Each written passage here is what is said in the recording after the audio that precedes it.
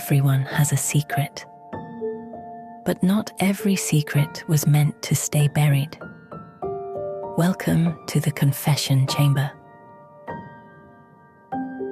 Every time I see that little girl laugh, I see myself. And every time my best friend looks at her like she's the greatest thing that ever happened to him, I want to disappear. I'm 42 years old. I live in Ethiopia specifically, and I have a life that looks fine from the outside. Good job, small apartment, friends who think they know me. But there's one thing that I have carried alone for almost 4 years now. One thing that sits in my chest every single morning when I wake up and every single night before I close my eyes. My best friend is raising my biological daughter, and he has no idea. I need to say that again, slowly, because even I still can't fully accept it. He thinks she's his. His wife thinks she's his. His family throws birthday parties for her. His mother calls that little girl her granddaughter and buys her dresses. His entire world has been reorganized around a child that came from me. From a betrayal so deep, so ugly, that I have never been able to look at it directly. And I just let it happen. I let it happen, and then I watched it grow, and now it's been 4 years, and there is no clean way out of this anymore. There is no version of the truth that doesn't destroy everything. Let me go back. He and I, we've been friends since secondary school, 20 years. He's the kind of person who would give you his last naira without thinking twice.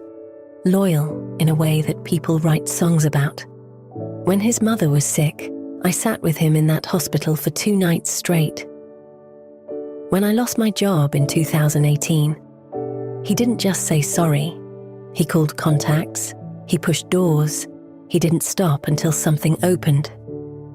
That's who he is. His wife, she came into his life around 2019. She was quiet, thoughtful, the kind of woman who remembers details. She remembered how I liked my tea the second time I came to their house. Small thing, but it stayed with me. I need you to understand what I'm about to say doesn't have a good excuse. I've spent years trying to build one. I've tried to dress it up, minimize it, frame it differently in my head. It doesn't work. What I did was wrong. Full stop. His wife and I crossed a line, once, in a moment that came from nowhere, or at least that's what I told myself. He had traveled for work. She was lonely, maybe. I was there, maybe too often, maybe too comfortable. One night it happened, and we both looked at each other the next morning, like 2 people standing in a room that had just caught fire. We agreed, without even saying it out loud. This never happened. And I believed we had buried it. I genuinely believed that. 2 months later, she was pregnant.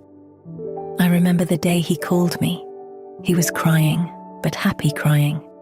The kind of cry that comes from a man who has wanted something for a very long time. They had been trying for almost 2 years. He said, "Brother, it's happening." He laughed. I laughed with him. I hung up the phone and sat in the dark for 3 hours.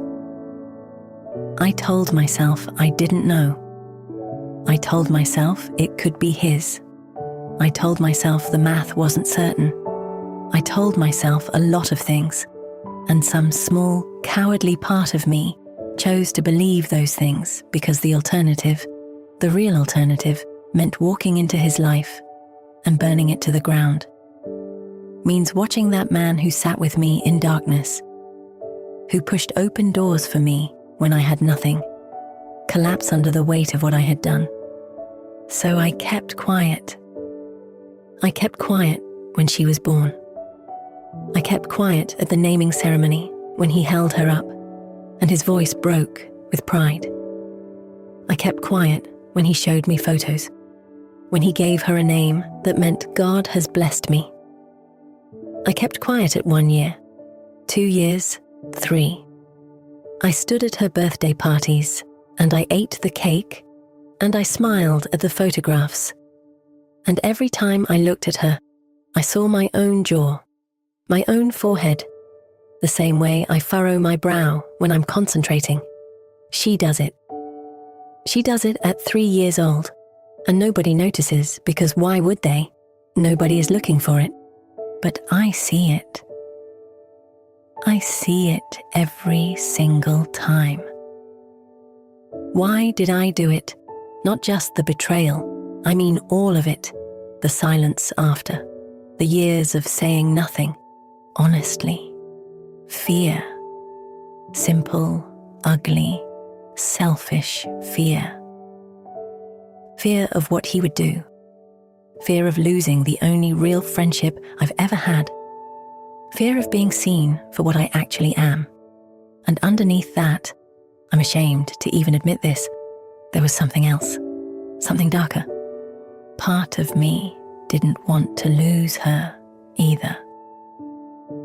Not as a father. I had no right to want that.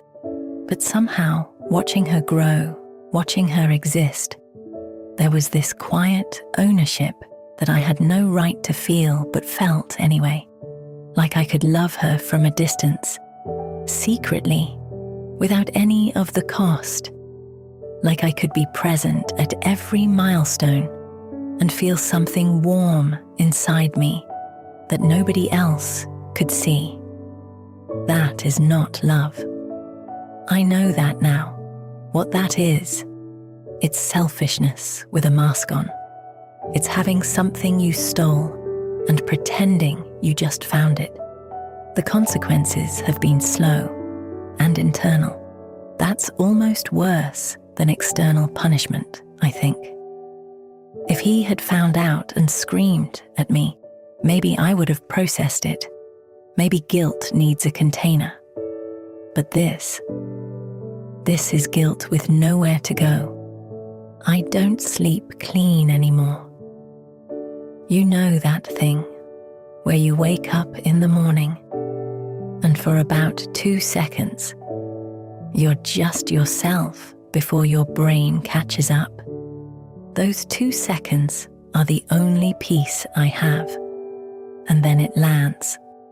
Every morning, like a stone dropping. I have pushed away relationships. There was a woman I could have built something with 2 years ago. She started to get close, really close, and I ended it because intimacy requires honesty, and I am not currently a person who can be honest. I am a person who is holding too much underneath,